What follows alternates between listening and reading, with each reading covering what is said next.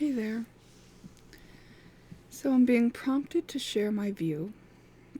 I kind of have a feeling this is more for me than you, but perhaps it'll help you in some way, too.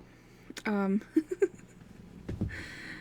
because I feel like I've had a long day.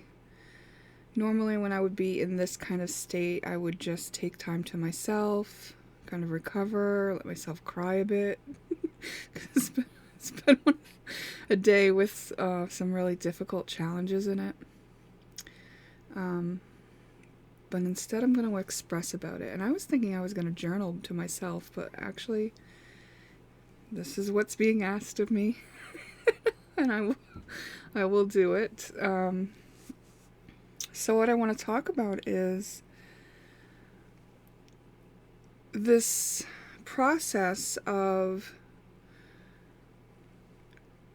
evolving myself, right, into this new way of being, which doesn't involve these power struggles, which doesn't involve a lack of self-worth, which doesn't involve like wanting and feeling like I don't have enough and lack and victimized and all of that stuff. It's freedom, and it's appreciation and gratitude for this beauty of earth, of having time here to spend, and people to interact with, and experiences to have, and creations to indulge in, and just, it's so beautiful and so amazing. And I did work hard to get to this state, right? To get to the place where I can be free of all my inner turmoil. Because my inner turmoil, the world that I had in me, imprinted in me, before I did all this work to release myself from it, was hell, was quite hellish. It was very much suffering, full of suffering. In fact, I would say that I was in survival mode, right? Like, so every moment of every day was constructed in such a way where I was doing the things I needed to do to survive. Now, that was my experience based on what my internal terrain looked like, and it would play out in my reality. But if someone else, I have this feeling, and I have this feeling for a reason, and I'll talk more about that in a moment, but if someone else were to look at my life from the outside, they probably wouldn't have known that I was in that state, or acting the ways that I was acting, because I was in that state of suffering and inner lack of peace inside, that word won't come, but whatever. Because it seemed like I was okay, right? And it also seemed like nothing was happening to me that was terrible at that moment, so I had every reason to be okay. So the reason why I now understand that people on the outside of me wouldn't have understood that I was in suffering, I was in survival mode, and that I was completely traumatized, is because even though I worked all this time to free myself of those programs, I have loved ones who have not done that. And a lot of them are still suffering, and they are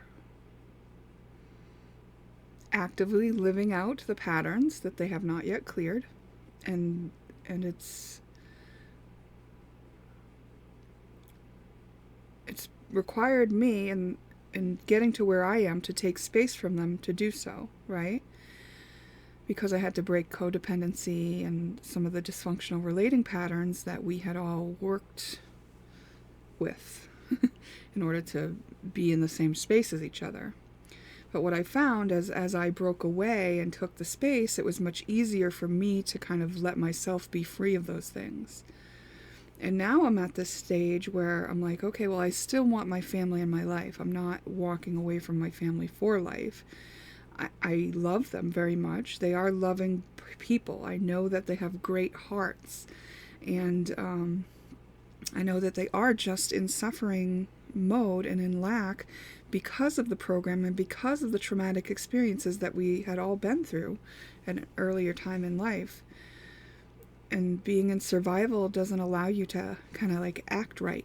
You know, you're going to end up acting like a narcissistic jerk if you're in survival mode. That's how it is. So even though that's the case, I knew that when somebody is acting like a big enough jerk that they'll take me down with them, as they're taking themselves down, they'll try to take me down with them. Then I'm like, okay, yeah, I'm going to be taking some space and loving you from a distance. But I have many family members who are not actively trying to take me down. They're not supportive of me because they are in survival mode. They're not asking how I am. They're not cheering me on when I have a win, when I have a success. They're not recognizing all the work that I've done to become free. They are often passive aggressive. They are usually taking their own space from me. But when they need me, they will call upon me. But not for solving any issues the way I have a skill to do, but in like practical things like a ride, or like, things like things that they wouldn't have to give me much credit for in a way, right? Like they would not call upon me to help them break out of the suffering loops that they're in for whatever reason, right? Which was a difficult thing that I had to come to terms with, because earlier on, that was a source of pain for me. It was like my own family doesn't like want to even give me credit for the skill that I have and that I could help them. And, I had to like get good with that and realize that, okay, like part of their own coping mechanism is to not, if they let me shine in their mind, then they're not going to project onto me anymore. And then that will cause them to have to look at themselves more. And they're not ready to look at themselves in the degree that they would need to if they stopped projecting onto me. So it's not really fun being around a bunch of people who you love, who also view you as the black sheep that they project upon. And when I say project, it means when you don't see something in yourself as a human being, you'll see it in someone else. That's how it works. You're going to see the energy that you have. And if you're not looking at yourself, you're going to find someone else to see it in. And so this is what they've done. They don't see me to the degree that I've healed, because then they would have to take back their projection. So they still, in their life, like tell themselves the story about how I am based on the past, right? They have not updated their files to include like the wholeness of who I am now, today. And whatever, that's fine. That's what life is, right? But like now I'm faced with like the stage, which I know is part of my spiritual journey as well. And I know it's a stage that I'm aiming to master. But I'm now in contact with these people who are actively projecting on me, asking me for help, but not in my expertise. And spending time with them and then watching them in suffering and watching how it's affecting their lives and watching how they're living patterns. And I can see them all, because once you've cleared a pattern in yourself, you can see it in others very clearly. And seeing it in them doesn't mean that I, tell them about it, unless they were allowed to allow me to. Unless the opportunity presents, then, I can talk about it or whatever. But like, for the most part, all I can do is just be aware and hold space for them. Like, they'll find their way when they're meant to. And yet, they don't realize that they are actively using me like a punching bag energetically. And because I've cleared all the programs, I can feel the punching bag, I can feel the punches coming out to my energy. And they won't actively like bring me down or hurt me.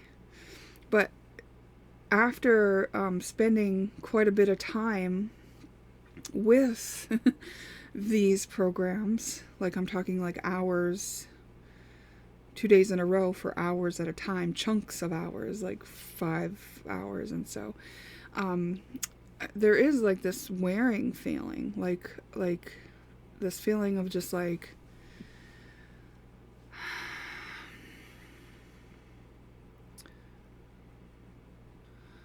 something obviously that I still need to work on in order to have mastery over this situation, because I know that I should be able to hold space. So it may just be another layer of feeling disappointed, hurt by the fact that I don't have the relationships that I would like to have with the people that I love, because they are actively in survival and coping mechanisms, and they literally also relate in narcissistic relating practices, and they're not open to seeing it for what it is. They're absolutely not. I have broached the subject because I do feel it's important. It has resulted in suicide in my family, and I can see exactly why suicide happens in families that relate in the way that this is happening. And it happened again this weekend, and it was, fortunately no one killed themselves or anything, but one of the people who were in the role of abuser were putting, their harsh judgment on somebody who was in the victim mode, and others of us had to jump into the rescuer mode. And that's the drama triangle right there. That's the drama triangle. And this is no way to relate. But if you have somebody who's going to take on that role of being the abuser, so this is the person who's shaming and blaming someone who's feeling or been victimized. If you have someone who's shaming and blaming actively, you can heal the wound in you so that it doesn't hurt, when they're trying to shame you or blame you, right? But then it's like, okay, now you're around that person, so I noticed the pattern. I could see that it was going on. It didn't cause me emotional pain. But it's also like, well, why am I going to spend time with this person that I love who will only relate to me in a way of power struggle, which I will not engage in? So now we have nothing to relate on. And I also know that in dealing with, and this is in my extended family, just so you know, it's people that, like, I have a very big extended family, and these are extended family members, not in my immediate family. But if the only way then to interact with these people who are dealing in this way through power struggles is that they are still in a power struggle. So any interaction with them puts you at risk of their expectation being put on you, which also feels like an energetic punch. Because I'm so open to energy, and subtle energy at that, which I've worked to do, which is exactly what I worked so hard to do, to be able to read subtle energy. So I know exactly what's going on, but I cannot stop it. And the only thing you can do is take space from people like that. And it's like, if you love somebody and you want them in your life, this relating dynamic really can keep you away from people that you love. If they are insistent upon relating in an unfair manner, in a way that requires a power struggle, and in a way that enacts the drama triangle, victim, savior, and abuser,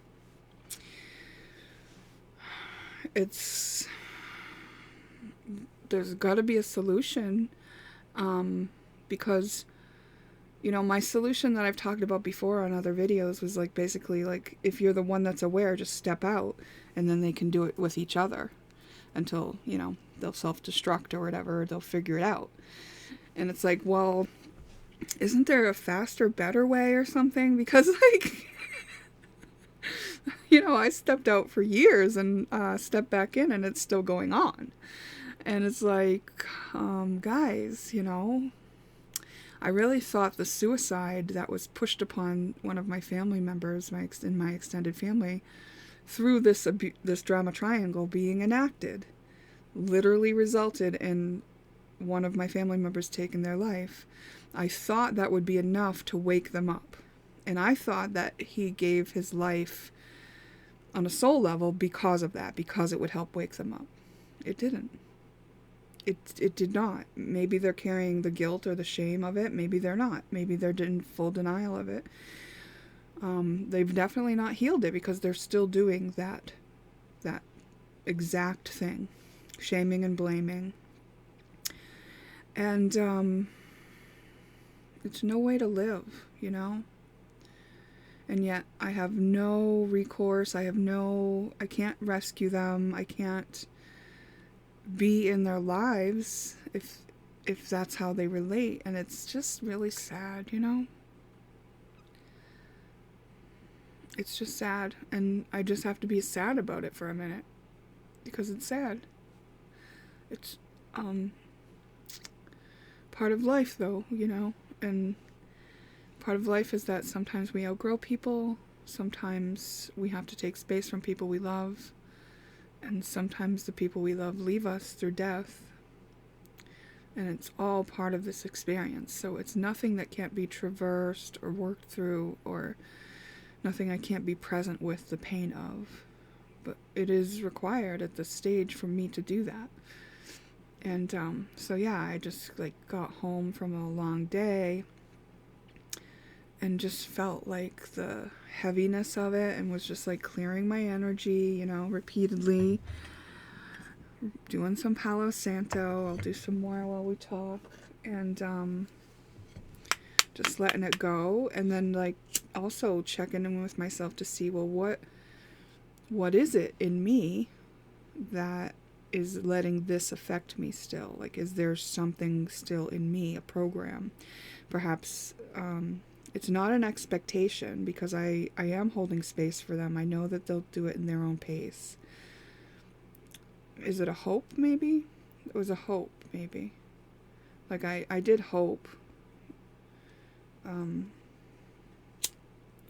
Gosh. I just realized, it's I lost my faith. Yeah. I came down from faith into hope. Now I'm just hoping that they get to a place where we can relate again, and they can drop that relating dynamic. But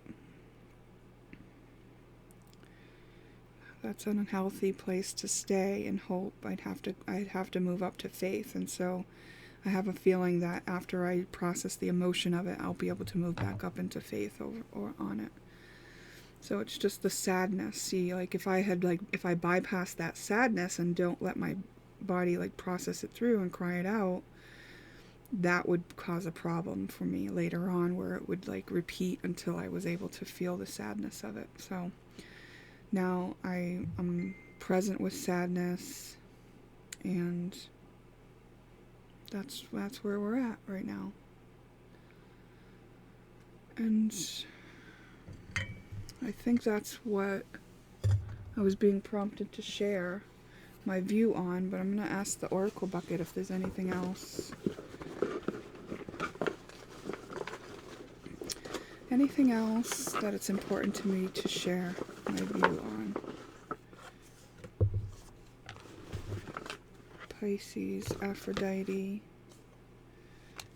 stay home, fame, ascendant.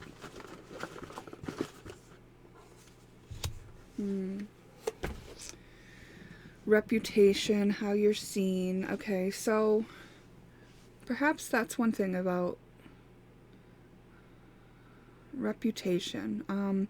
So I was mentioning how some family members would still hold me with the story that they used to tell about me, right? Based on experiences that we've had in the past, that I may have healed from and moved on from, and wouldn't even live out the same way ever again because I've healed it. But because they didn't heal their side, right? They didn't grow through that experience. They held on to it as a backlog, and now they're projecting it onto me. So how they see me is based on that reputation that I have with them. Interesting. So I don't know what the point of saying that was. Okay, let me ask.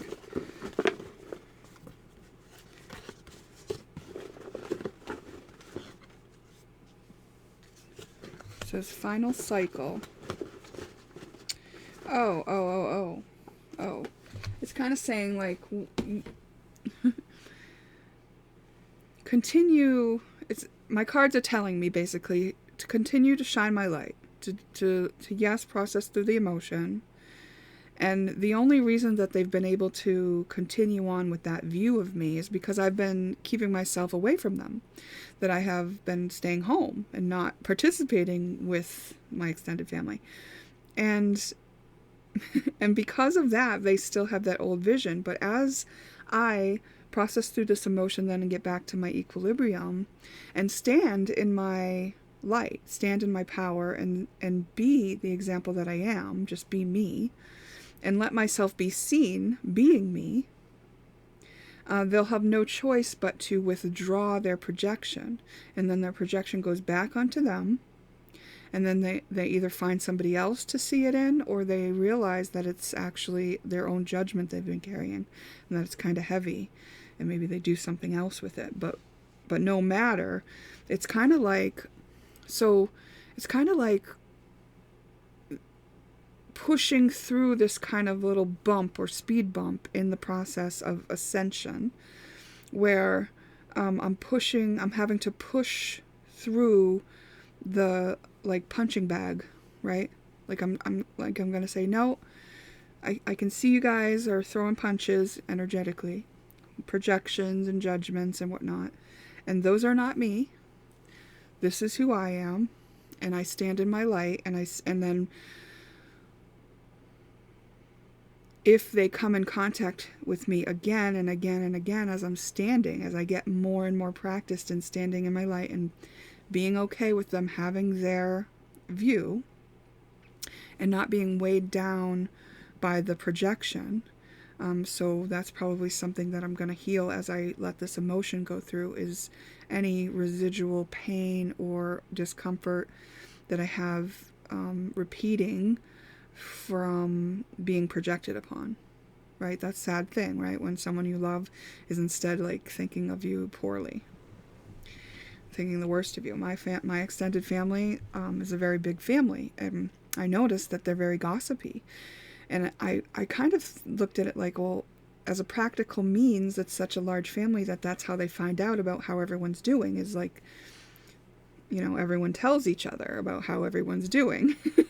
But they don't realize that when you tell a story about a person, it's actually like words are things, it's energy. And if you're telling an old story about somebody's struggle, like they could have moved through that struggle, and maybe it was yesterday's struggle and you're still talking about it, but they've moved on from it, but you're going to still throw it on them, and it's like the pain of that. It's like knowing, okay, these are people I love, but they're still going to throw dirt on me, whether or not they're aware of that they're doing it, whether or not that was their intention to do. It is what they are doing, but they're unconscious of it. They're unconscious of it because that's how it works.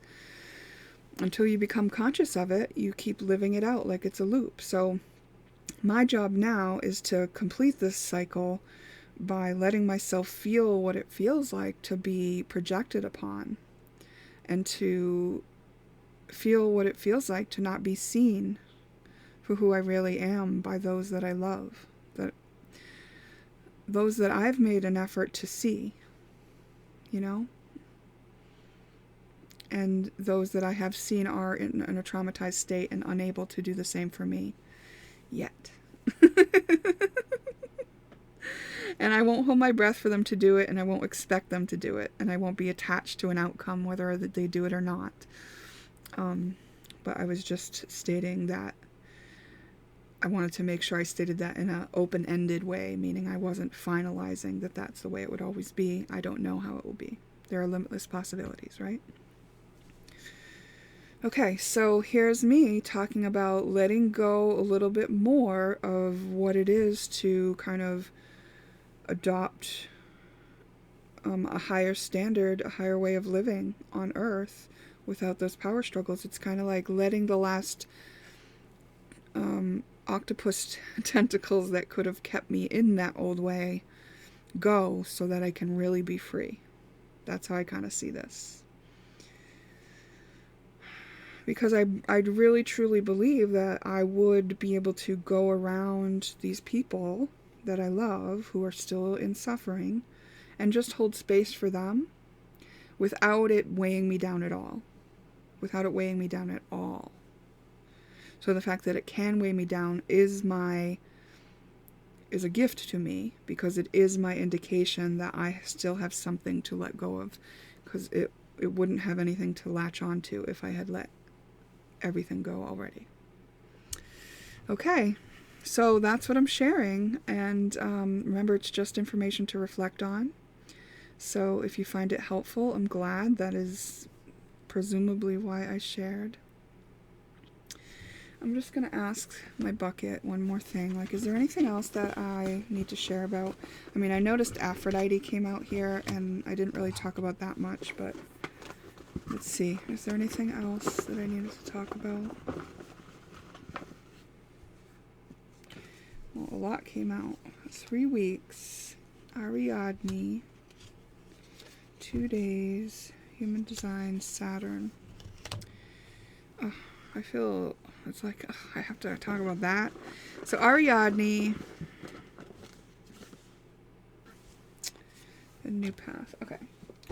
Ariadne's mythology talks about, she's an asteroid, that's why she came out of the bucket. Asteroid 45. Her story is that she saved so-and-so from the labyrinth, and then they were lovers, but then he, as soon as he got his strength back, he left her. So the idea is that she invested in him, and then when he was well enough, he just left her high and dry. And so it was unrequited love, but she was also heartbroken, and she felt like she didn't get any return on her investment. And so what I feel like the lesson is with Ariadne is that, you know, we don't give with expectation. We give from our overflow. We give after we've filled our own cup up, so that when we do give, that we experience ourselves as the loving being, and that is the gift. That is our return. The return is that we are being love. So we can invest in somebody else's well-being without expecting back from them. And of course, this ties into that whole dynamic of relating in the drama triangle.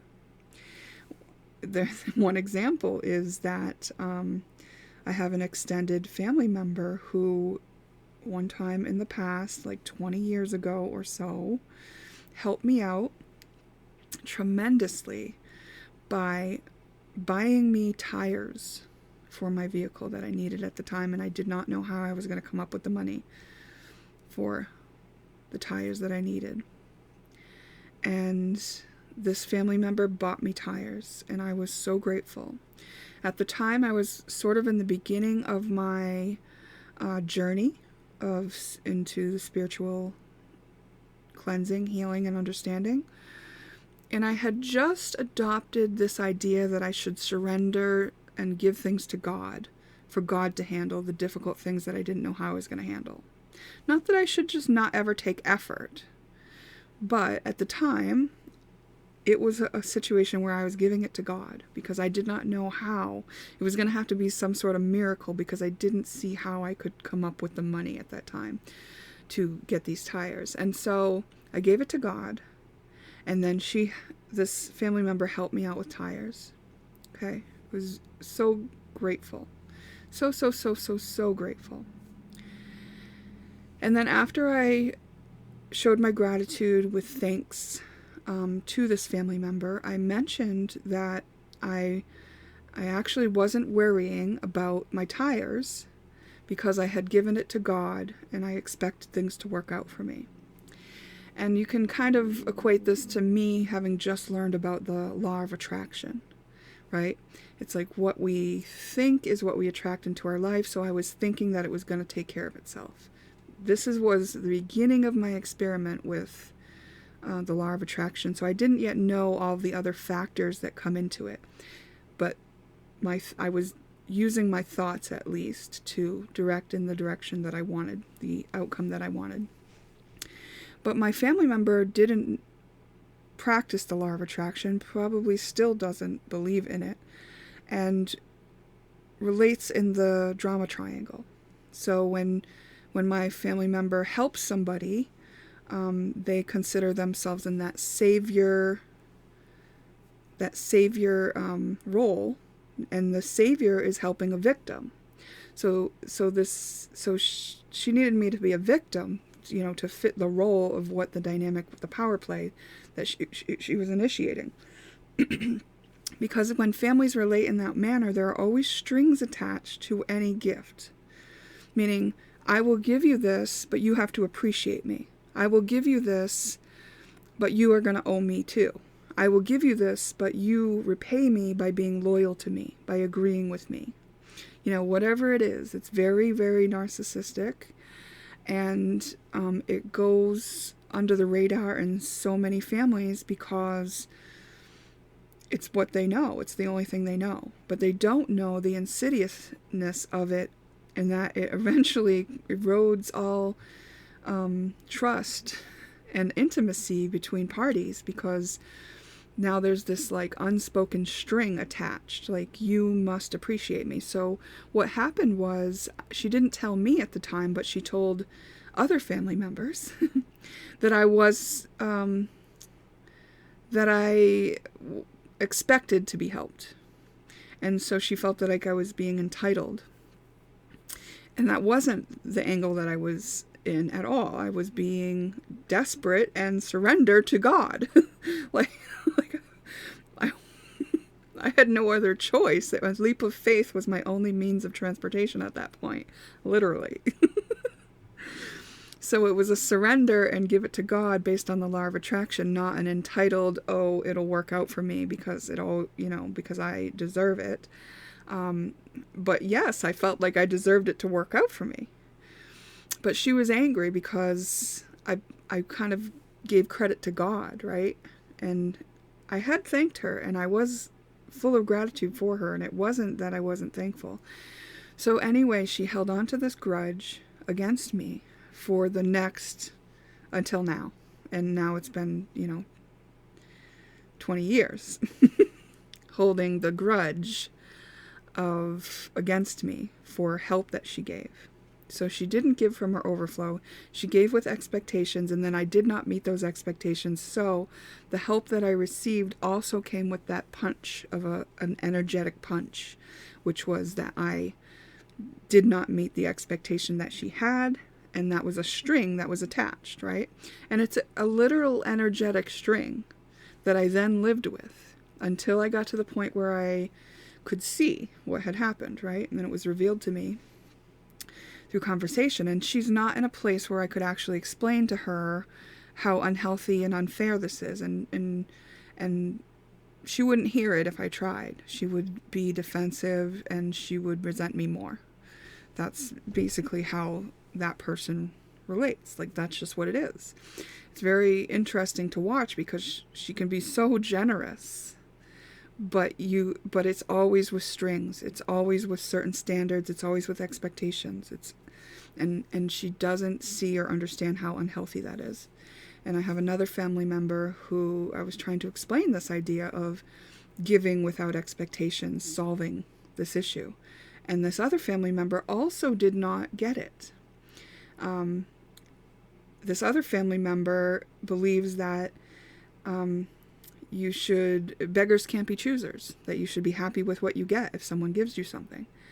And I'm just trying to explain, well, I use the example of say you have a homeless person and they're gluten-free because they have a gluten allergy, and it really fucks with them when they have gluten. And you give them a sandwich made out of glutinous bread, and you're just giving with the attitude of you be thankful for what you get.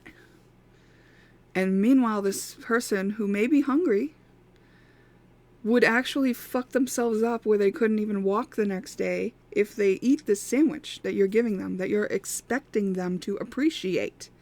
They don't want that sandwich. That sandwich will make them sick. And you're kind of a jerk for expecting them to appreciate something that they didn't want or didn't ask for, you know? But my family member couldn't see that, how that was narcissistic. And I think the reason is because that's how that family member gives as well. That family member also gives with expectations and strings. And if that family member were to understand what I was sharing, they would have to deal with their own reality that they've been giving in that manner, and what that makes them feel, which might be shame or regret or that they were wrong, which are all, first of all, not real things, but things that you can feel and be present with the feelings of and let go. And one of the things is like, it's like this Jenga tower because of punishment and reward parenting. My family member wouldn't want to admit that they had done something wrong or given in the wrong way or given in a way that was less than perfect or whatever, given in a way that left room for improvement, because being wrong when you're punished and rewarded as a child, being wrong has very high stakes. You're going to be punished or you're going to lose your reward. So being wrong is something that a lot of people in this generation, in this culture, have a problem with, because they could be shamed, blamed, lose something, and it's sometimes completely unconscious, where they'll defend their position and tear other people down without caring how it makes them feel, and not realizing that other people have different views for a reason, because they've had different lives and different experiences. And I've been this person too, right? I've been this person saying, well, I've figured this out and I know that this is how it is, and asserting my view contrary to someone else's view, discrediting their view in my eyes. And, now I would never do that, because now I realize, oh, they have a different view for a reason, and it's their view that is the one they're meant to have. And yes, we can have a discussion, and if we both get inspired by the discussion we have, and we both learn something, beautiful, perfect, adult. But if we're both vying for the position of being right, what does that accomplish? I mean, being right, what? Gets us the reward? What's the reward? We don't get picked on, ostracized, or laughed at. Oh, yay. It's like we have been programmed. And all this leads back to, these family members of mine probably also don't realize that it's been proven scientifically already that we are actually programmed by our environment. So the first 7 years of our lives, our brain is in the theta phase, which is a phase where we're downloaded, meaning we're like sponges and we're absorbing our environment. And what we're doing is actually adapting to live in the environment that we're in. So when we grow up with punishment and reward as the parenting method, and we get afraid to be wrong, it happens at, one of those impressionable ages where it's part of our foundational programming now. And then once it's part of our foundational programming, it slips into our subconscious. So we're not even aware of it consciously anymore.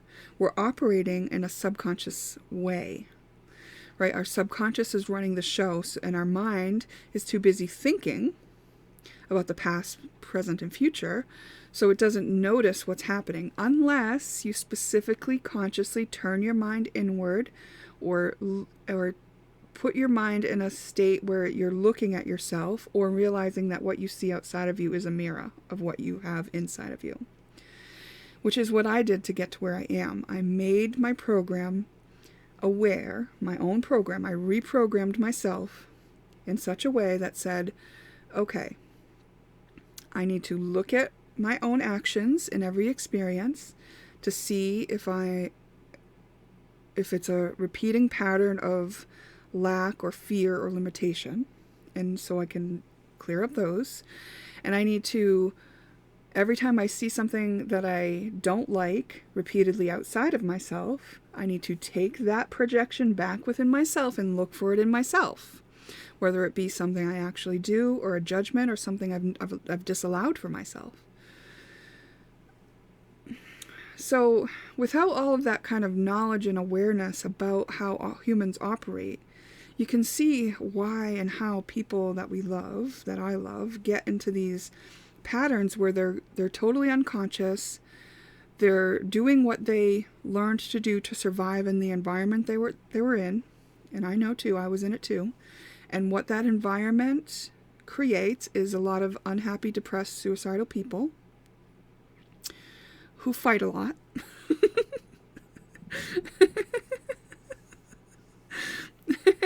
And who project on each other a lot. And who expect of each other a lot. And anyway, you know, it's a lot of suffering and it's a lot of unhappiness. And especially, it's sad when you look at how much my family actually does love. You know, these are very big-hearted, beautiful people, because like you'll see that behavior that I just described alongside this generous spirit of giving, giving, giving. Unfortunately, some of the giving is coming from a subconscious, unconscious place of people-pleasing, meaning I get my value when you find what I'm giving you important or valuable. So in a way, what I did to my extended family member when she bought me those tires and I gave it the credit to God, I wasn't giving her the value that she was trying to achieve by giving me a gift, right? So this is why we give without expectations and we give without attachment to the outcome, because it's unhealthy to do it otherwise. It's unhealthy. We don't have control of other people. We don't want to add strings. We don't want our own energy tied to other people and expecting and trying to play them like puppets. Like, what is that? One of the coping mechanisms that can be adopted to survive very traumatic upbringing and a lot of survival mode is trying to control your environment. So controlling the people in your environment, playing them, you know, can be a coping mechanism that is developed. And that drama triangle makes people predictable. Oh, I'll be the rescuer, you'll be the victim, you'll be the abuser. Okay, we'll play it like this over and over again. So now I know if I want to be the rescuer again, if I want that high from being valued as the rescuer, all I need to do is slip into the abuse pattern and activate that and make you the victim, and then I can be the rescuer too. It's like it plays out unconsciously. People aren't even aware that they're doing these things in order to keep their life predictable in a way. So it's nice to kind of break away from these patterns, and it's also like fascinating to me how it operates and to see it all from this view of like having been in it, having been totally unconscious to it, playing it out, being all those roles. I've been all of those roles too. I've given with expectations too. To then clean that up in myself and then be like, okay, I'm free of that and I'm happy and I'm not suicidal anymore. And I don't need anybody else to validate me or reassure me or anything. And I'm just like a whole person. Wow, it was really worth it to do this. Okay, dun dun dun dun dun. Now I'm with those people. Oh, they're still doing it that way. I don't want to play that way anymore. That's not nice. And plus I know what damage it causes. And I know they're all suffering and they're not happy anyway. Like, I wonder why they won't come out of that. And now I'm realizing through this reading, it's like, oh, because I haven't been a strong enough example of someone who's come out of that yet. Because when I was around a bunch of them, I just stayed quiet. I just tried to like not interact in those manners, but like all that had me doing was like barely interacting. You know. So very interesting. It's kind of just like shine your light, be the love that you are, do it without strings attached, do it without expectations, and do it without attachment, but like really be who you are. And yes, some people might not like it, and that's just the way it is.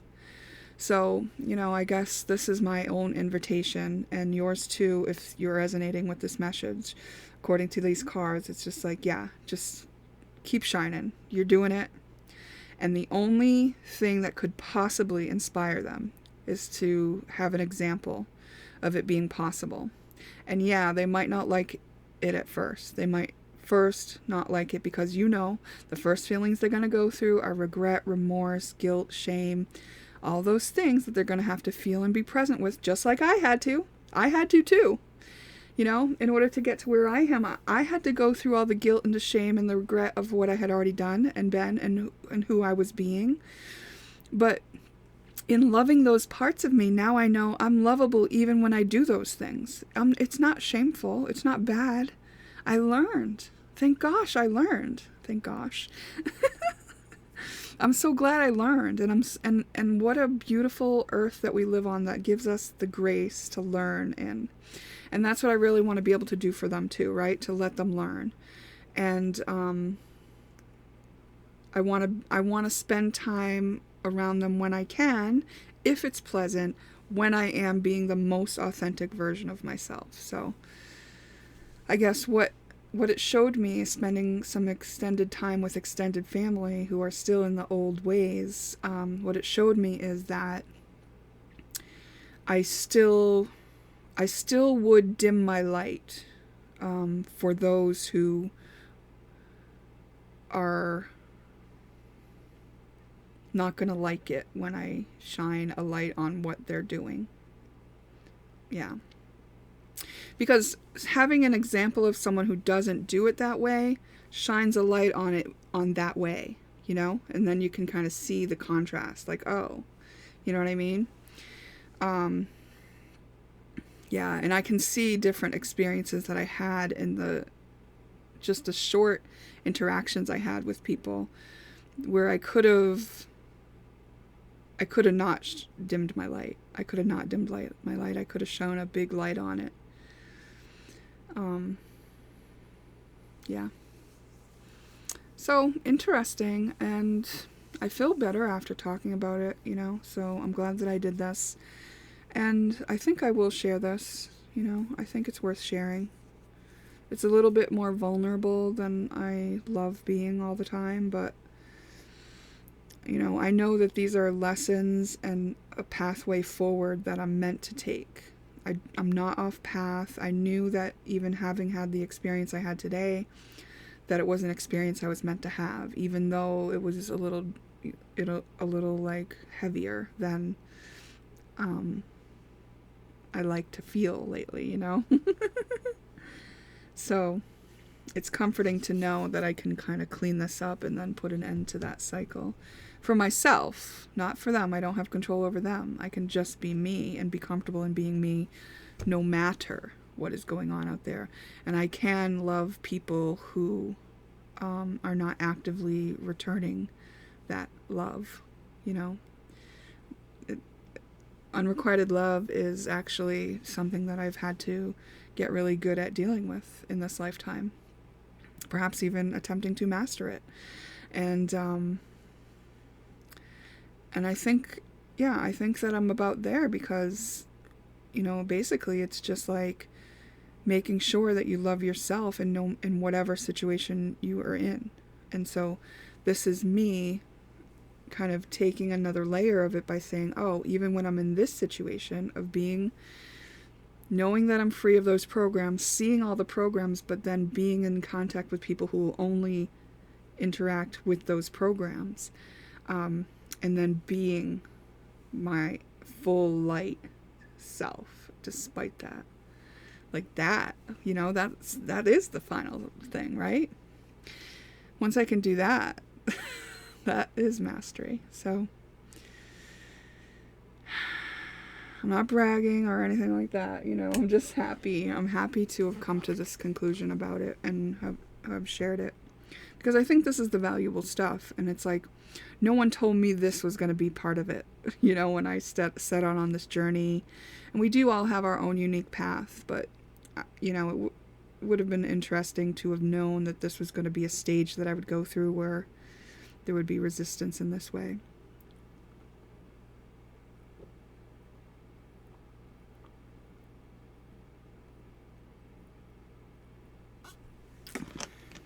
I hope you're staying hydrated out there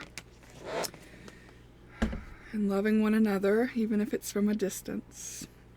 See you next time.